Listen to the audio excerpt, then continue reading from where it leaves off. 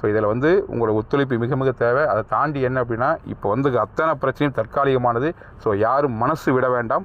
எதுவாக இருந்தாலும் நம்ம பார்த்துக்கலாம். ஸோ கொஞ்சம் தாமதம் ஆகலாம் நம்ம ரீஸ்டார்ட் பண்ணுறதுக்கு. ஏன்னா ஒரு 1 or 2 months வந்து இந்த வழக்கெல்லாம் இருக்கிறனால இதெல்லாம் முடிச்சுட்டு வந்தால் நான் ஸ்டார்ட் பண்ணுற மாதிரி இருக்கும். பட் என்னவாக இருந்தாலும் சரி, நம்பிக்கையோடு காத்துருங்க.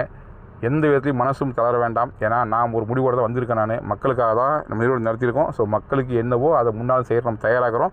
ஸோ மக்களோட மக்களாக இருக்கிற அத்தனை பேருமே இன்றைக்கி வந்து ஆதரவு கொடுத்துருக்கீங்க. உங்கள் ஆதரவை தலைவணங்கி நான் வந்து சிரம் தாழ்ந்தி உங்கள் பாதங்கள் தொட்டு ஏற்றுக்கிறேன்.